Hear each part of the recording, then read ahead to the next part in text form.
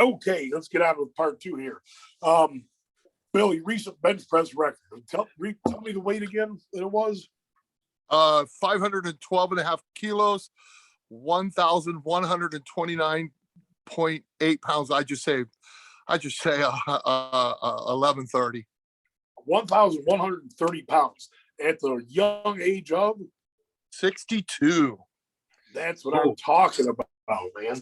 Yeah, that to me, that's just freaking awesome. I just like, yeah, I've told so many people about it. I probably told 3 people about it this morning, way before I even knew we were going to do an interview with you. I just think it's like, growing up in the Ernie Franz culture here, like around Aurora, Illinois, Northern Illinois area, that wasn't messing. Ernie would like pound in our heads. He's like, if you can go, you can go. I don't care how old or young you are. Let's push it and see what we can do. So I think, man, tell us about how you did it. Well, I'll tell you, Louis told me years and years ago, he says, if you poke an old man with a needle, they're going to jump just as fast as a young guy, meaning the central nervous system. The key is injury prevention. Every time you got injured, it inhibits the muscle from contracting correctly. And, I thought I had, some people say, have you ever had a bad day? I laugh. I'm like, I had a bad decade between my 49th year and my 59th year. But I just assumed it was because of old age, What it was because I was working 60 to 70 hours a week, and it was just hard to make any kind of gains. I love to work out, man. Ever since I was a little kid, old enough to know there was such a thing as muscles, man. My mom would told me if I raked the lawn that I would build muscles. And so I'd rake it twice, whatever, whatever it took. I wanted to have muscles. And the other thing I wanted to be great, the greatest in the world at something. Right. I didn't really care what it was.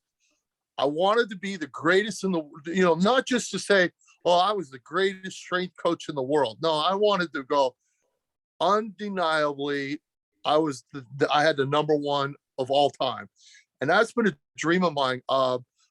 People who know me will tell you that, I don't think I'm all that different, but they'll tell you that I'm the most determined individual you've ever met. I'm very determined when I set my eyes on a goal, it's just, I'm not afraid of what it's going to take to get it there. You get done. I can't dictate my talent. When I was in high school, I lost a wrestling match. Remember, now this was back in the disco days. I'm an old man. So I was at a school dance with the platform shoes, the bell-bottom pants, and I lost a wrestling match that I should have never lost. And I said to myself, I lost because I was afraid of hard work. And I never thought I'd be that guy. And I walked out of that dance and I started to run home. It was 2 miles home. And every time it'd start to hurt, I'd run harder. And I said, you will never, ever, ever deny yourself again. You will always embrace hard work. And that's the one key that's going to help take you somewhere. And I was determined to be to do something with my life besides just be sit and take life as status quo and make excuses for not being successful. I can handle failure. I failed before that bench press. I failed 20 times in competition before I got it. Wow. Yeah. I 20 times in a row. People were just like, what is this guy doing? And I was close a couple times, but I never got it, And I know people were probably going, oh my gosh, he's going to do it. He's going to try this again. He's going to try it again. But I was so close to it that I knew I had a chance at it. But I have a condition with restless leg that is really severe. Okay. Like convulsions type severe. And I was burning the candle at both ends. I mean, I can't sleep at night because of it. And here I am trying to accomplish something incredible. And there was just no recovery because of the lack of sleep. And Yeah. my wife, she works in the medical field, and she took me aside and she says, "You are dying. You are pushing yourself beyond what you should. And you need to look at a picture of you from 2 years ago and see just how much your body has deteriorated from you pushing yourself so hard." Oh wow. And and I that and trying to get spotters, was really becoming extremely difficult. And then, of course, I knew, I went up, worked out with Jimmy Cobb, and I told him, I said, I knew Jimmy was going to break the record. I knew Jimmy was going to do something astronomical. And I told my wife, I said, "Hey, listen, this meet on January 22nd, it's going to be my last meet. I won't compete after that." And she's like, "I don't believe you." And I said, and I told her why. And she goes, "Well, okay, maybe." But I knew, I was convinced that that was going to be my last meet. Right. And I go to the meet, and I had visited North Carolina State, the strength coaches, the day before, and I'm driving to the meet, and it's snowing, freezing rain. It's just about dark, and somebody had lost aluminum ladder on the highway, and I'm going about 80 miles an hour, and I hit that aluminum ladder and blew out my front tire. And I had to change that tire in the dark with my phone flashlight. It was the only source of light I had. Every step of change that tire was gruesome. The tire had, after I took the lug nuts off, the tire had seized to the rim, to the wheel. It wouldn't come off. And I had 800 pounds of weights in the back of my truck. I had the jack hooked on where it wasn't supposed to be hooked on, because it was the only place I could get it hooked on. And if I started, reaming on it, jerking it around too much, I was going to knock it off the jack. And I couldn't get the tire off. After 3.5 hours, I finally got that tire off, got it taken care of, and started back on the road. I was a mess. My arms were throbbing from just fighting with that thing the whole time. And I'm thinking to myself, there's no way in this world you're going to go put up a big bench tomorrow. 2 weeks before the competition, I had a sinus infection so bad. I had snot running out of my face. My eyes were completely bloodshot from all the infection. It was such a mess. It was probably the most unprepared I'd have been for a competition for this going for this lift. There were other times I was much more prepared. But I went and I said, "You know what? I don't care." I said, "This is going to be my last meet, and I'm going to stick to it, and I'm going to go in there and give it everything I have." And my first attempt, I missed it really bad. My right hamstring cramped up really bad. And whenever your right leg cramps up, the bar goes to the left. And I went and I told him to grab the bar, put it in the rack. I'm not going to waste my time and energy doing it. The second one, I didn't get my legs up underneath me in the right position, and it crushed my chest down with the shirt.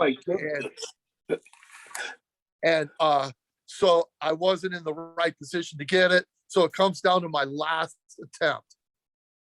And I prayed. Honestly, I prayed. And I didn't ask God for his help. I just said, "God, thank you for your allowing me to do this for 50 years. I said, how can I be ungrateful? I mean, most of those years I've been competing at the highest level. How can I be ungrateful and not appreciate what you've given me?" I said, I don't care right now. I don't care if I make the lift, don't make the lift. I'm content. I'm thankful that you allowed me to be at this level. And but God, if you got any tips, now's the time. And and almost instantly, I heard, "Move your hands out 1/8 of an inch." And I thought, gosh, that's a great idea, because I was having trouble getting it to touch. But if I move it too wide, then I lose the punch off my chest. Right. And so I said, all right, that's a good idea. And he says, "Now try to bring the bar down slightly faster." I'm like, okay, that kind of weight kind of comes down the way it wants to come down, but I'll try. And I brought the weight out, and I'm not going to tell you it felt light, but I felt like I was in position. The weight came down, and the judge yelled press. And I'm going to tell you that weight shot up so fast, so perfect. It's been over 10 years since I've done a bench that perfect of technique. Everybody who's known me, we're like shocked how perfect it was, because normally my right shoulder collapses, my right arm locks out, but it looks like the right side's not locked out because the right shoulder collapses. Right. I got you. Yeah. But not on that one. That one was perfect. And to the credit of the head judge, he respected that the fact it was an all-time record, and he had me hold it there at the top until it was solidified. I mean, I held that thing rock solid, and then he yelled racket, and I didn't even turn around to see the lights. I knew that lift was good, and everybody started celebrating. We all started crying. It was so emotional. They stopped the meet and had an opportunity for me to be able to take pictures with everybody that was there to help me out. And it was such an incredible moment. And Bill Clary, the president of the 365 Strong Powerlifting Federation, who put the meet on, he said, he's been in athletics all his life. And he says in all his life, fourth quarter, the last play of the game, ninth inning, 2 outs, bases loaded. He said, Bill, he said, what you did was even greater than anything I've ever seen in athletics. And so when people say, hey, that went up really easy, you think you might want to try to come back and do more? I'm like, no. At 62, seriously, what hope do I have of getting better? I don't. I put in my time. I was never, ever number one in the world, ever. And I walked out on top of that mountain, number one, with the biggest bench of all time. Absolutely incredible, brother. Wow. It was an incredible experience. But you know what? People ask me, what was it like to hold the record? That's cool and everything. But seriously, it's that 50-year journey that means everything to me, because that's the part that changed who I am. I'm not the same person. I am who I am because of what Christ has done in my life. And that journey is teaching me about who I am. I got to learn things about who I am that most people don't ever get to experience. And so my dream is to be able to process that and then put it down so I can share with other people what has happened in this process, because I know who else is going to put 50 years into bench press or could do it. I'm a blessed man. I got to do something incredible. So that's my goal, is I want to be able to process it and share the insights of what I've learned on this. And I'm doing it right here on this podcast, because things that I take for granted, I realize that most people realize, that's not normal. That's not information that people take for granted. And I want to be able to go and get it all put down before it's too late. You know what I'm saying? Yeah, I do, brother. That's phenomenal. I get a couple questions for you. Like, what kind of training, nutrition, supplement tips, whatever recovery tips can you share specifically with athletes that are a little bit older? But I guess maybe plant a seed some of these younger athletes have how to preserve themselves and prevent some injuries. So, like, anything a little off the beaten path that we might not already know that you think could give anyone kind of a boost to their overall strength, power, just general pursuit of health, that sort of thing. All right, 2 things. 1, never, ever, ever, ever miss a workout, ever. I don't care about how you feel. I'm not into helping you feel good every day. Your working out has nothing to do with your feelings. You're not gonna feel like lifting many, many, many days, and many times you're gonna go, oh man, I gotta go. I gotta back off. I don't feel that good. The old Mike Bridges from the 80s, powerlifter, showed me a trick, and he takes his third warm up and he would do it for sets of 3, normally 3 sets of 3, but I've done it as many as 8 sets of 3 to finally get to where you go and say, okay, I feel good, and then work out. But sometimes you just don't feel like it. All right. Right. And yeah, but if you take that third warm-up set and do it over and over and over and over again, then after a while you'll go, oh, hey, you know what? I'm feeling pretty good after all. And you could have an incredible day. The second thing I found, especially for older guys, and I'm finding a lot of guys, even in their 30s, are having problems with their joints. There's not enough fluid in your joints, all right? And your joints start to hurt. And I started having problems with my elbow, my right elbow. I couldn't bench more than 88 pounds because my elbow hurt so bad. And I coached this guy who's an IPF bench presser, and he's a pharmacist from North Carolina. And I was talking to him. He was asking me about program design and everything. And I told him about it. And he said, Bill, he says, we've had some success with krill oil and Knox gelatin. Man, I think I've heard that. Yeah. I put it out there quite a few times. Okay. And I'm like, really? I said, man, I tried everything for my elbow and nothing has worked. And so I ran over to Walmart and got me some Knox gelatin in the Jello section. And I got some krill oil and started taking it. 3 days later, I'm back bench pressing. Now, that is cool. Yeah. Now, here's the trick of knowing if a supplement works is when you run out, you're going to find out if it really helped you or not. I ran out of it 3 days later, bam, the elbow seized up on me. And I'm like, oh gosh, this stuff's legit. Now, here's where it gets really interesting for just the normal guy.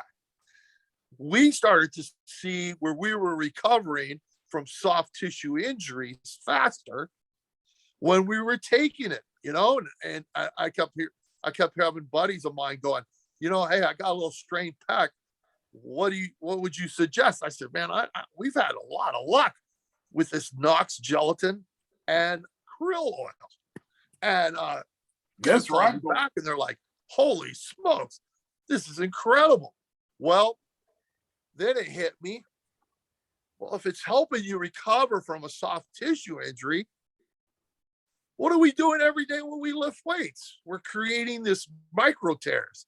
And the research came out a few months later that yes, it is anabolic, not an anabolic steroid, but anabolic in the fact that it helps build muscle. And so I take it twice a day, every morning, every night. How do you structure taking it? Like, what do you do? I mix it with water and just drink it. I don't care. A spoonful or like? I take a teaspoonful. And I buy it in large quantities off of Amazon, the big containers. And Sure. now you can go to Walmart and you can buy the little packets, and it's convenient, especially when you travel. But but no, I'll carry that big old thing of a Knox gelatin with me everywhere I go. Like, what about me here in Denmark? I don't actually know if we have Knox gelatin here. Like, can I use any type of gelatin, or does it have to be like Knox gelatin? Oh, I don't know. I just know that I go to Amazon and get it. I don't know if any other gelatin would work. I've tried a different collagen, and I didn't really. I went right back to my Knox gelatin. But yeah, I don't know I've never tried anything else. But I'm a huge fan of it. And it always makes me kind of wonder as I'm walking around a grocery store, am I walking by some ingredient that if I took some type of food supplement, some food item and mixed it together, would it be something to make me really strong? Who knows? Yeah. It's a big science. Well, yeah, I think that's a phenomenal tip. And from what this old body's been through, I'm definitely going to give it a shot. Well, my wife's best friend had knee surgery scheduled. She came out here to visit, and she had knee scheduled 3 weeks after she was going back to Seattle. And I said, listen, I said, just give it a try. I'm not going to make any promises, but it's worth a try. And she called back and said, I canceled the knee surgery. She said, my knee's fine. And so, Wow. yeah. And she also works in the medical field too. So, I've seen a lot of miracles with this stuff, shoulders, elbows, knees, just lubricating the knee joints, allowing more freedom of movement, and that, and of course, the soft tissue repair. Yeah, most definitely. Hey, let's talk speed development a little bit. Here's an experience I had when I was working with a tremendous amount of big power athletes. The facility where we did the majority of our training, we were limited to like a 17-yard space. So we did a lot of 10-yard training and a lot of I called it 10-yard stop training, where we timed the athletes how fast they could go 10 yards without crossing the finish line, or just a flat out 10-yard acceleration. And that combined with just some traditional strength training that makes sense, with a routine. And the results we had with our athletes were just mind blowing. We got to a different facility where we had bigger space. We started doing more 20 and 40-yard training. And a lot of our athletes' times, they retraced a little bit, because spending a little more time beyond that 10-yard threshold, for whatever reason, actually impacted negatively their 40-yard dash times. What are your thoughts on that? Well, let me ask you this: how much time did they transfer from when they went to the longer sprinting to less time in the weight room in their strength development? The ratio of time in the weight room to the sprinting didn't really change. It was just the distance of the sprinting expanded a little bit. So we basically just reduced that longer, cut the longer distance running in half, and we just started doubled back up on our 10-yard burst training. And yeah, problem, everybody got problem solved. Yeah. Well, these are primarily football players in this instance. Yes. What happens is, especially training for deceleration, which is a huge part of training for speed for football players. Everybody wants to work the starts and acceleration. But what football speed is minimizing the deceleration phase and the amortization phase, meaning the part that when your foot plants and change directions, that you don't just sit there very long, that you can get out of that spot as fast as possible. And what happens is when you start doing longer sprints with and then doing your deceleration, that the overload of the eccentric contraction can cause overtraining very, very easily. One thing that I learned about speed training with football is that you cannot train a football player like a sprinter when you're trying to teach them the running form. All right. When a football player, a track athlete runs, they use the leverage of the upper body and to help them propel themselves forward. All right. So they'll kind of lean into it, kind of break at the hips just a little bit to allow the upper body create a falling effect, which allows them to accelerate. The problem with that as football players is if I'm a defensive back and you're a wide receiver and I see you break at the hips and lean forward, I know there's only one direction you can run, and that's straight ahead. And your ability to decelerate and change direction has gotten to be where now it's going to be longer.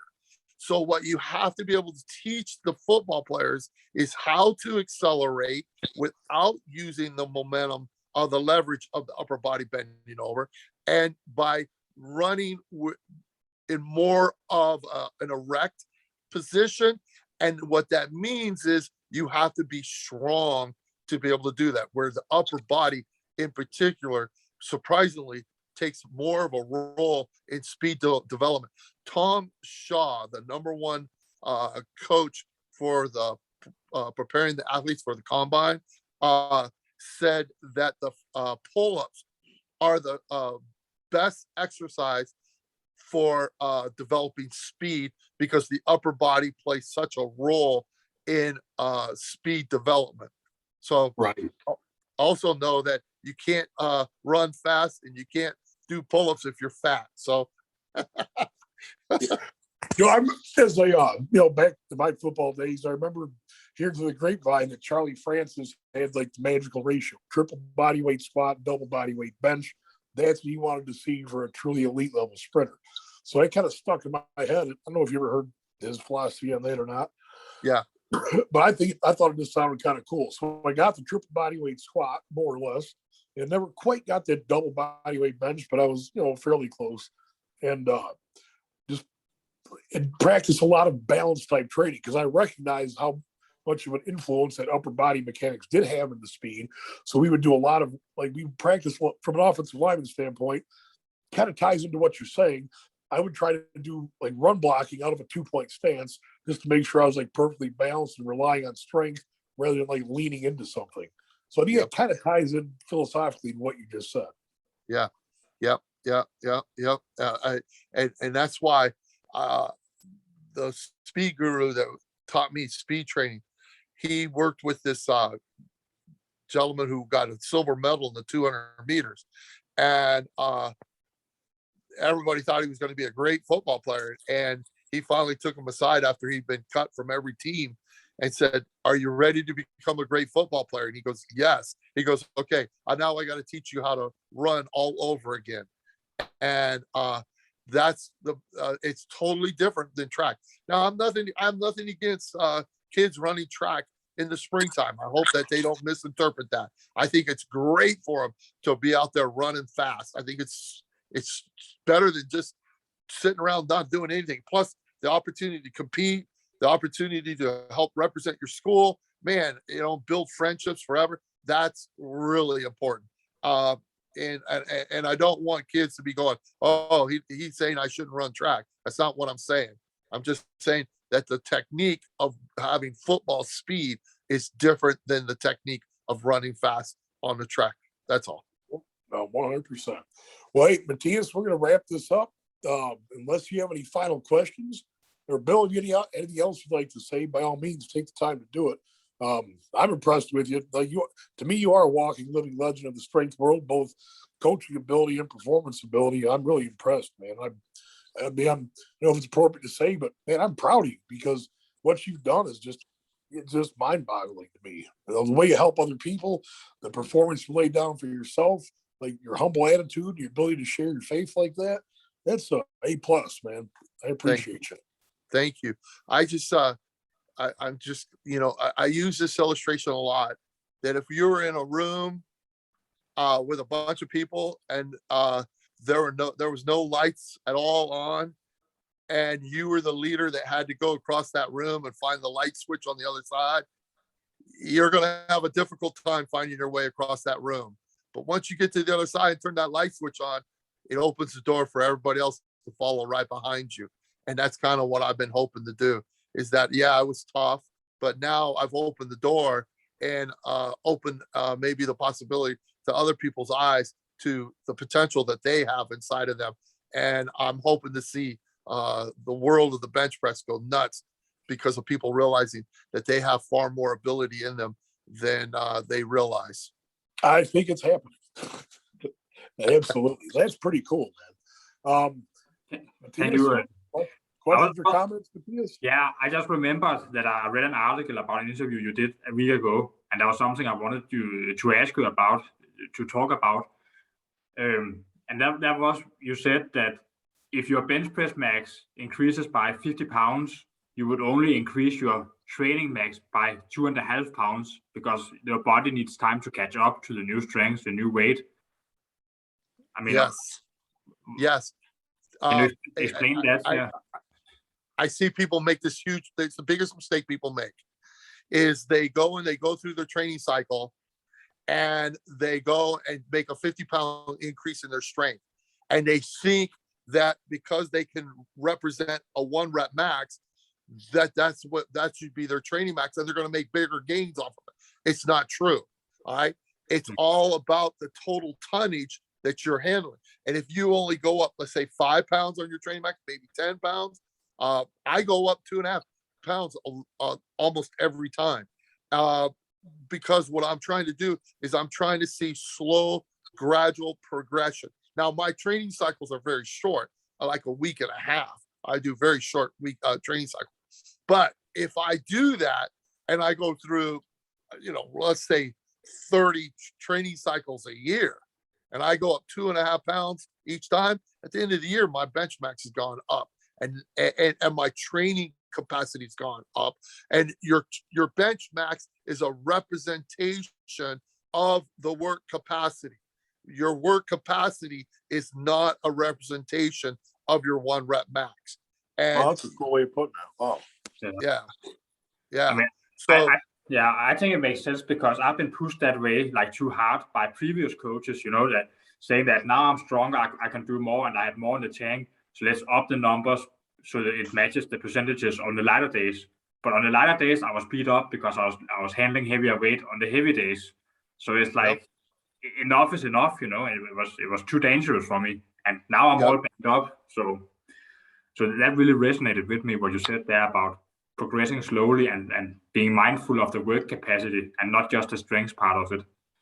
Yep. Well, I'll tell you what, gentlemen, we got about 60 seconds left in our countdown.